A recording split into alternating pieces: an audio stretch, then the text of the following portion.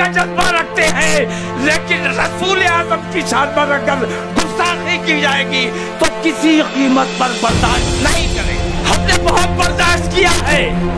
हनुमान चालीसा तुमने हमारी मस्जिदों के आगे पढ़ा, हमने सब्र किया।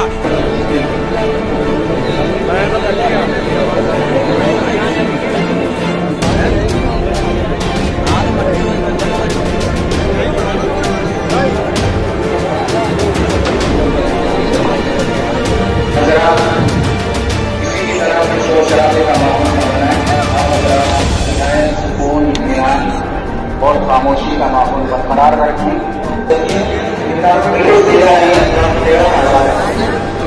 किरदारों का टेढ़ा है और उसका टेढ़ा है।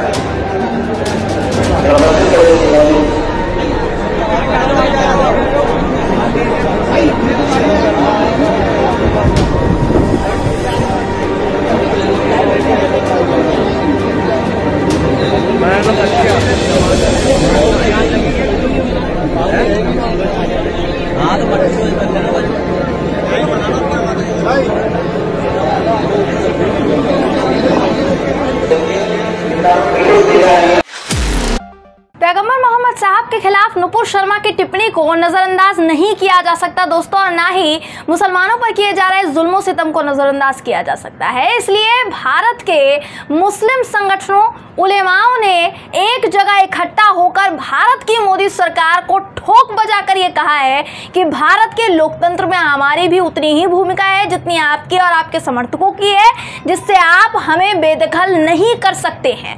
यूपी के बरेली से जुड़े इत्तेहादे मिल्लत काउंसिल के अध्यक्ष मौलाना तौकीर रजा के साथ साथ भारत के अलग अलग राज्यों के बड़े बड़े उलेमाओं ने दोस्तों और देश भर के अलग अलग मुस्लिम संगठनों ने जयपुर के करबला मैदान में अमन व इंसाफ कार्यक्रम का आयोजन किया। और इस कार्यक्रम की भीड़ देखकर मुसलमानों को दबाने वालों के होश उड़ जाएंगे, बुरी तरीके से चौकन्ने रह जाएंगे, क्योंकि कोई भी ये वीडियोस देख रहा है वो दंग रह जा रहा है। स्क्रीन पर जयपुर के करबला मैदान से जुड़ी तमाम तस्वीरें दोस्तों आपको मैं दिखा रही हूं इस वक्त। इन तस्वीरों को गौर से देखिए जो कि जयपुर के करबला मैदान की है। मतलब मैदान मुसलमानों की आबादी से, उनकी तादाद से खचाखच भरा हुआ नजर आया। दूर दूर तक मुस्लिमों का जनसैलाब, उनका हुजूम, उनकी भीड़ सब नजर आई है दोस्तों। भारी संख्या में मुस्लिम समाज के लोग करबला मैदान पहुंचे।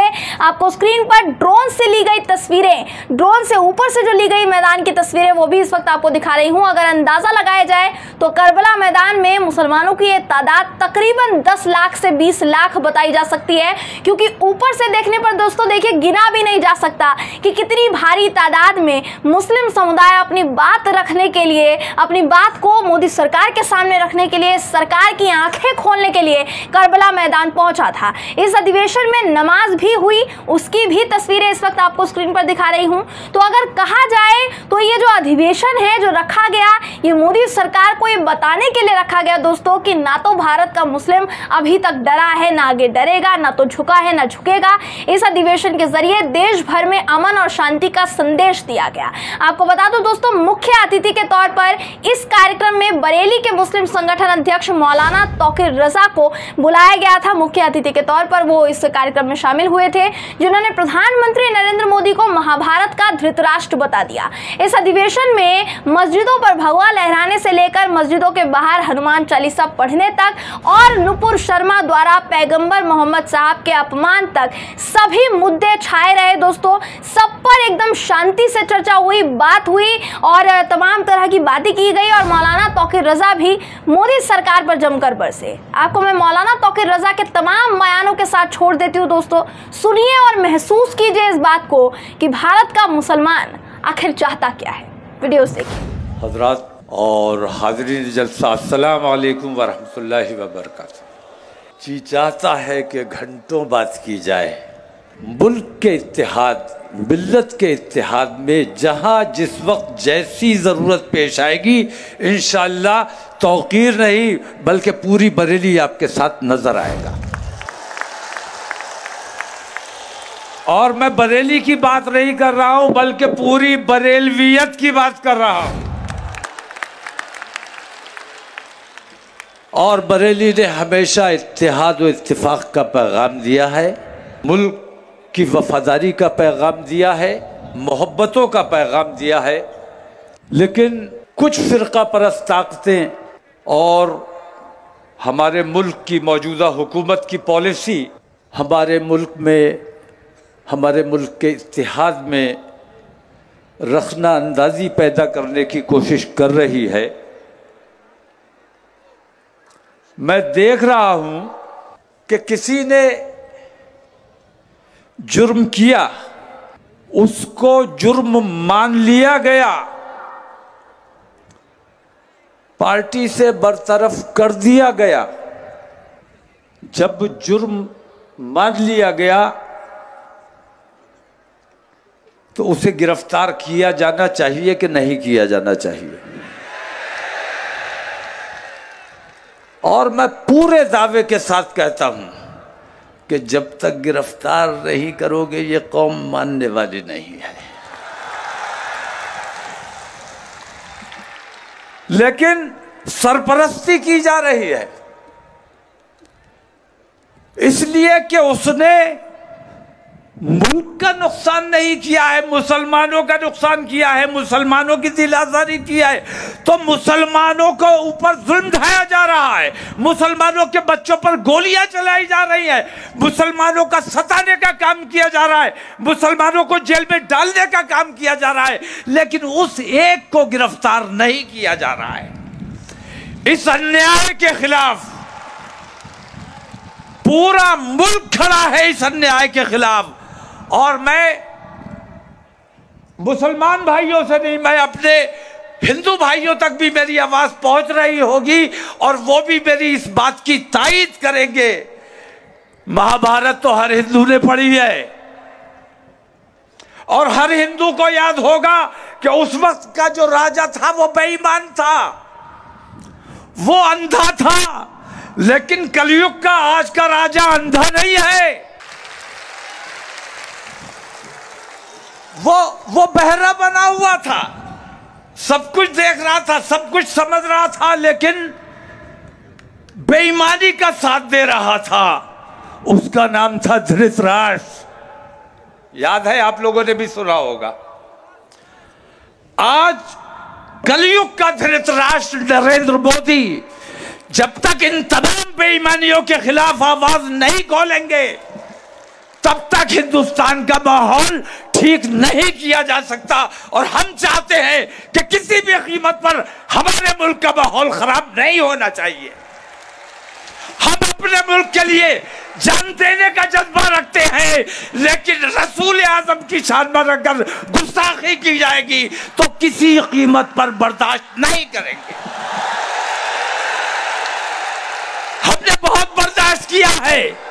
हनुमान चालीसा तुमने हमारी मस्जिदों के आगे पढ़ा, हमने सब्र किया। हनुमान चालीसा हिंदू को पढ़ना चाहिए, अच्छी बात है, पढ़ो। जय हनुमान ज्ञान गुण सागर पढ़ो। हिंदू नहीं पढ़ेगा तो कौन पढ़ेगा? लेकिन तू हनुमान के लिए नहीं पढ़ रहा था, तू मुसलमान को सताने के लिए पढ़ रहा था।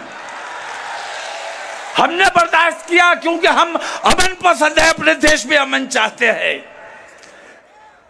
तुमने हमारी मस्जिदों के मीनारों पर भगवा लहराया, जबरदस्ती की, हमने सब्र किया, हमने जवाब नहीं दिया। बताओ ठीक है क्या गलत है? हमने कभी जवाब नहीं दिया। सब्र करने वाले हैं, हमारा ईमान है कि अल्लाह सब्र करने वालों के साथ है। हमने तुम्हारी हर बेईमानी, हर जुल्म, हर ज्यादती को बर्दाश्त किया। तुमने खुद बम मारे, मुसलमानों पर इल्जाम लगाया। मैं ये पूछता हूं कि वो जो बम पूरे हिंदुस्तान में 2014 से पहले फूटा करता था, वो बम आज कहां गायब हो गया? अब कहीं बम इसलिए नहीं फूटता है कि जो बम मारने वाला था वही आज हुकूमत पर बैठा हुआ है। तो तुम्हारे अपने बखिए उधड़वाने से बेहतर ये है कि नरेंद्र मोदी जी, आप हमारे देश के प्रधानमंत्री हैं। हमारे देश को पूरी दुनिया में जलील करने का काम मत करो। गैरों की बात मत सुनो। तुमने पूरी दुनिया के मुसलमानों की दिलाजारी करने का काम किया है, हमारी मस्जिदों पर हमारे ऊपर जुल्म किया। कभी गल्फ कंट्रीज हमारी हिमायत के लिए नहीं आई, ना हम कभी उन्हें बुलाने गए कि आओ हिंदुस्तान में हमारे ऊपर ये जुल्म हो रहा है, हमारी मदद करो। आज वो खुद मजबूर हुए हैं आने के लिए, क्योंकि उनके रसूल की शान में गुस्ताखी की गई है। और रसूल हिंदुस्तान के नहीं है, पूरी दुनिया के हैं। मैं कहना यह चाहता हूं कि अगर मुल्क में अमन अमान चाहिए, जो निज़ाम बनाया गया है उस निज़ाम के मुताबिक काम होना चाहिए, और जो एजेंडा तय किया गया है उस एजेंडे के मुताबिक गुफ्तगू की जानी चाहिए। यहाँ मैं देख रहा हूँ कि ख़वातीन का भी बहुत बड़ा मजमा है, और मैंने भी बरेली में 17 तारीख को, यहाँ मैं सद्भावना के हवाले से एक बात कहना चाहता हूँ कि बरेली में मैंने जुमे को 10 जून को अपना प्रोग्राम रखा था एहतजाज का, लेकिन 10 जून को गंगा दशहरा हिंदू समाज का एक बड़ा त्योहार है, बड़ा प्रोग्राम होता है, तो हमने ये सोचा कि असल में लड़ाई तो आस्था की है। अगर उन्होंने हमारी आस्था को ठेस पहुंचाई है, हम बेचैनी महसूस कर रहे हैं, तो कम से कम हम उनकी आस्था का ख्याल कर लें। हमारा दिन फिक्स नहीं है, हम जुमेरात को भी कर सकते हैं, इतवार को भी कर सकते हैं। एहतजाज करना है, नरेंद्र मोदी को बताना है कि तू बेईमानी कर रहा है, इस बेईमानी को तर्क करते। तो हमने अपना प्रोग्राम के हिंदू समाज की महिलाएं भी निकलेंगी, बच्चे भी निकलेंगे, बूढ़े भी निकलेंगे। ऐसे माहौल में अगर हमारे गम और गुस्से से भरे हुए नौजवान निकलेंगे तो हालात कहीं ना कहीं कशीदा हो सकते हैं। तो हमने एकता और भाईचारे का पैगाम देने के लिए अपनी 15 दिन की मेहनत को जाया किया, और हमने कहा कि हम जुमे को प्रोग्राम नहीं करेंगे ताकि इन हिंदू भाइयों का प्रोग्राम आसानी से हो जाए। ये हमारा मिजाज है, क्योंकि हम जानते हैं इज्जत दोगे तो इज्जत पाओगे, बदतमीजी करोगे तो बदतमीजी का जवाब भी तुम्हें देना आता है, और दे सकते हैं, लेकिन हम देना नहीं चाहते, क्योंकि हम अपने देश में अमन रखना चाहते हैं। और अगर तुम अपने देश से प्यार करते हो, अगर तुम अपने देश के गद्दार नहीं हो, तो तुम्हें भी अमन का साथ देना चाहिए, भाईचारे का साथ देना चाहिए, इत्तेहाद का साथ देना चाहिए। मुसलमानों से नफरत करने का मतलब यह है कि तुम अपने देश से नफरत करते हो, अपने देशवासियों से नफरत करते हो।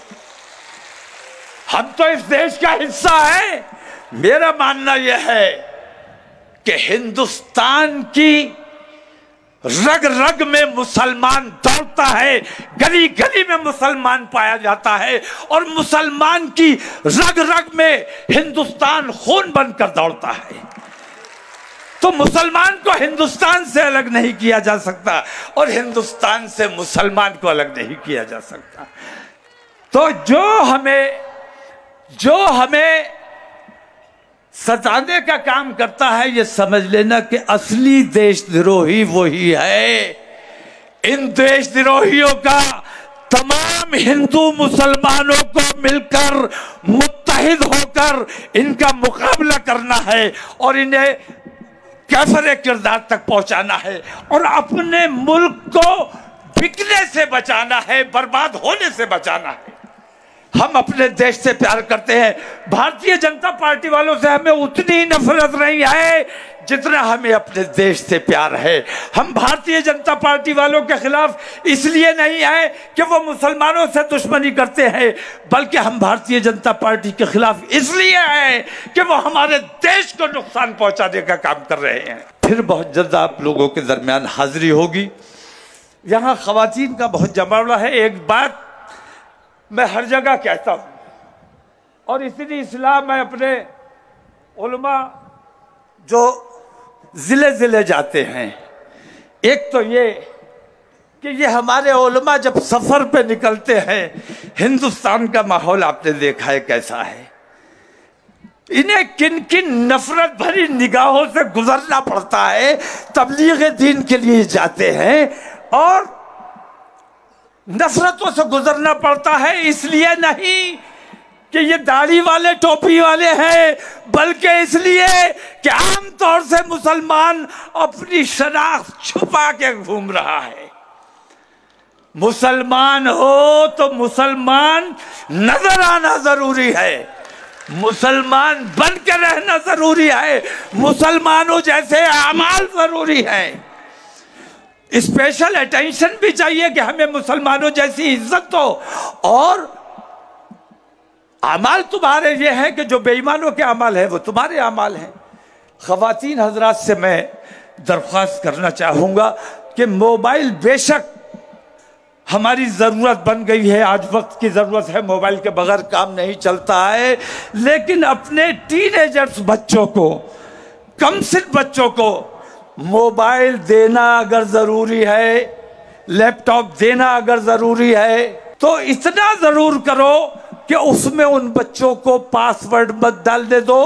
कम से कम हफ्ते में 1-2 बार उनके मोबाइल को, उनके लैपटॉप को चेक ज़रूर करो, क्योंकि हमने देखा है बहुत से हमारे पास ऐसे वाक़यात और ऐसे मुकदमात आते हैं जिसमें हम ये देखते हैं कि माँ बाप ने अगर अपनी बच्चियों को मोबाइल न दिया होता तो शायद ये दिन देखना नसीब ना होता। अज़ान हो रही है, चलिए अस्सलाम वालेकुम, खुदा हाफ़िज़।